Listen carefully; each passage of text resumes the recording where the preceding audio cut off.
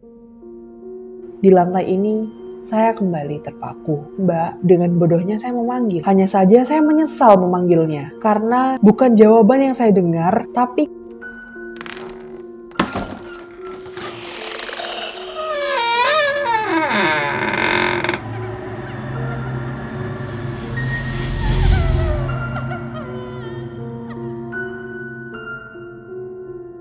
kembali lagi di channel Kumulatif Media, dan pada episode kali ini aku mau nyeritain tentang thread yang cukup terkenal di Twitter, dan beberapa dari kalian mungkin juga udah pernah tahu thread ini dengan judul Lantai 12. Sebelum kita lanjut ke ceritanya, buat kalian yang belum subscribe ke channel Kumulatif Media, kalian bisa subscribe channel ini dan jangan lupa nyalain lonceng supaya kalian gak ketinggalan video terbaru dari channel Kumulatif Media. Kita langsung lanjut ke ceritanya. Cerita ini bakal diceritain dengan sudut pandang orang pertama. Perkenalkan, nama saya Alfi, umur saya 25 tahun. Bekerja di sebuah kantor di daerah Jakarta Selatan. Awal saya bekerja di sini tidak ada yang aneh, sama sekali. Layaknya perkantoran biasa, hanya tegur sapa, lalu senyum kepada karyawan yang berlalu lalang. 1 tahun pertama saya selalu ditugaskan dari pagi hingga sore. Sebenarnya ada shift jaga malam, namun entah kenapa pimpinan saya tidak pernah menunjuk saya untuk berjaga malam. Kita sebut saja Pak Aldo sebagai pimpinan saya. Tentu saja hal tersebut membuat teman-teman saya yang lain juga iri. Tapi saya bisa apa kalau Pak Aldo sudah berkehendak? Melawan pun akan merugikan saya. Hari ini adalah hari di mana saya menginjak 2 tahun bekerja di kantor ini. Tidak ada yang istimewa. Semuanya berjalan biasa aja. Saya bertugas persis di depan lift karyawan, dan setiap karyawan yang lewat pasti akan terpantau oleh saya. Hingga akhirnya pada sore hari, setelah semua karyawan sudah pulang, saya pun bersiap-siap untuk pulang, dan Pak Aldo menghampiri saya. "Mau pulang, Vi?" tanya Pak Aldo. "Siap, iya Pak," jawab saya dengan tegas. "Ya sudah, besok aja saya bicaranya." Saya tidak bisa memaksa, tapi ucapan Pak Aldo membuat saya penasaran hingga keesokan harinya. "Pak," manggil saya. "Oh iya Vi, duduk. Jadi kamu udah setahun lebih ya kerja di sini?" "Oh iya Pak." "Ada kendala nggak? Atau merasa ada hal yang janggal?" "Syukur, selama ini tidak ada Pak." Dalam hati saya bertanya, apa maksud dari pertanyaan Pak Aldo ini? Kendala? Janggal? Jujur aja, saya merasa lebih janggal karena pertanyaan Pak Aldo ini.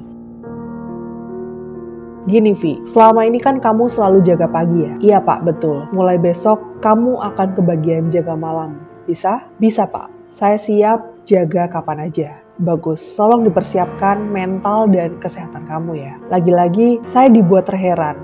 Mental? Ada apa sebenarnya? Sesampainya di kantor pada saat giliran saya jaga malam, saya langsung ikut berkumpul dengan yang lain dan diberikan wejangan oleh Pak Aldo. "Sore teman-teman semuanya, hari ini kalian ada kawan baru yang akan ikut jaga malam ini. Tolong dibantu ya," ucap Pak Aldo. "Siap," semua menjawab. Di sini saya baru tahu kalau jaga malam itu berbeda dengan jaga pagi. Personil yang berjaga malam lebih banyak, yaitu berenam. 2 di depan, 2 di dalam, dan 2 di belakang.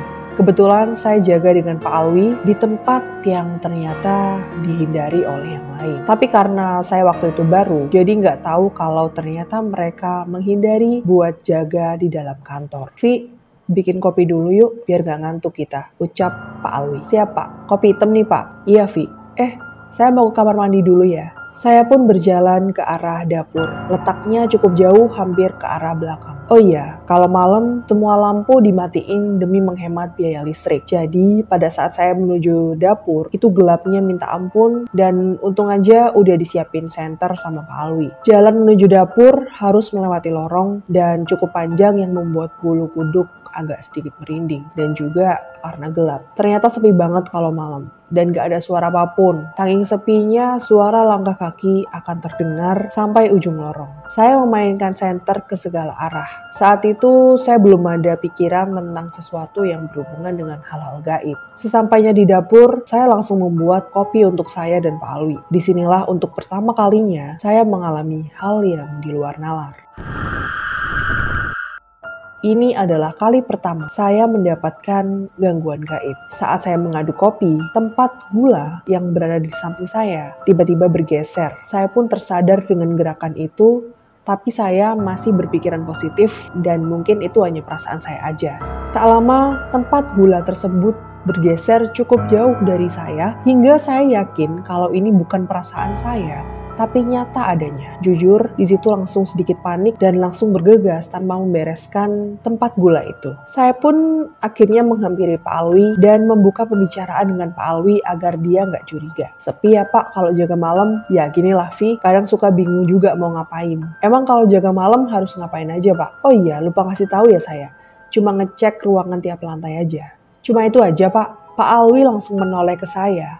Dia seakan-akan berkata, songong banget nih anak. Belum tahu aja. Iya, cuma itu aja. Nanti kita jam 9 jalan ya. Saat sedang asik mengobrol dengan Pak Alwi, tiba-tiba pintu lift terbuka dengan sendirinya. Ting. Saya langsung menoleh ke arah lift, kagetnya bukan main. Saat itu saya terdiam, terheran bagaimana bisa pintu lift tersebut terbuka tanpa ada yang mencet tombolnya. Pak Alwi pun juga diam, tapi saya merasa seperti Pak Alwi menoleh ke arah saya di saat saya terpaku melihat pintu lift yang terbuka dengan sendirinya. Jangan diam gitu, gak apa-apa, mungkin error sistemnya. Mendengar ucapan Pak Alwi, saya pun percaya aja. Gak lama kemudian, pintu lift tersebut kembali menutup. Jujur, saya sendiri sedikit panik saat melihatnya. Saya kembali terheran karena ternyata lift tersebut naik ke atas seakan ada yang menggunakannya. Saya perhatikan nomor lantai di atasnya, naik terus hingga akhirnya berhenti di lantai 12. Kok bisa? Masa error sih? Sudahlah. Mungkin emang bener kata Pak Alwi kalau sistemnya error. Lagi pula saat itu baru jam 8 malam, gak mungkin bakal diganggu jam-jam segitu. Saya pun akhirnya mengecek semua lantai dengan Pak Alwi. Dari lantai 1 hingga lantai 11 tidak ada yang aneh. Hingga akhirnya di lantai 12, lantai yang selalu membayangi saya selama jaga malam.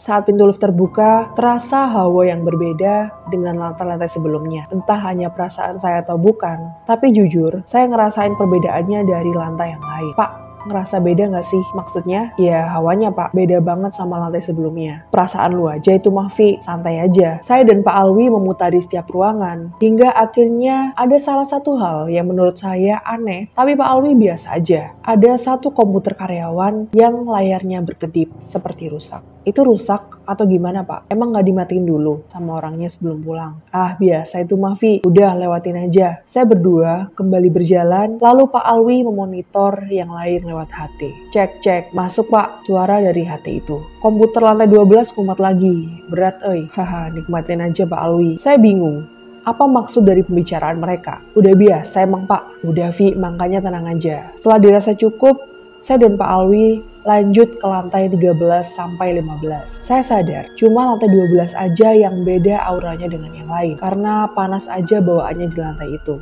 Di malam kedua, saya kebagian jaga di belakang. Lebih tepatnya di bagian belakang gedung. Ada pos buat kita berjaga dan enaknya juga ada TV supaya nggak suntuk kayak jaga di dalam gedung. Tapi pada saat itu, saya ngelihat sesuatu yang terbang. Seperti kain putih yang terbang ngejauh dari atas pos. Saya cuma bisa diem. Terpaku ngeliat itu. Muka saya langsung pucat dan saya masuk ke dalam pos. "Pi, ngapa dah lu?" Pak Alwi bertanya. Saya nggak jawab karena masih shock. "Nih, minum dulu." Pucat banget tuh muka. Serius, itu pertama kali saya melihat penampakan langsung. Sebelumnya cuman suara-suara aja. Dan itu pun saya positive thinking supaya saya nggak takut. "Pak, kok malah ketawa sih? Emang Bapak nggak takut apa?" "Pi, mulai sekarang lu harus kuat mental. Nanti ke depan makin banyak hal-hal yang di luar nalar." "Maksudnya Pak?" "Udah. Nanti lu juga tahu."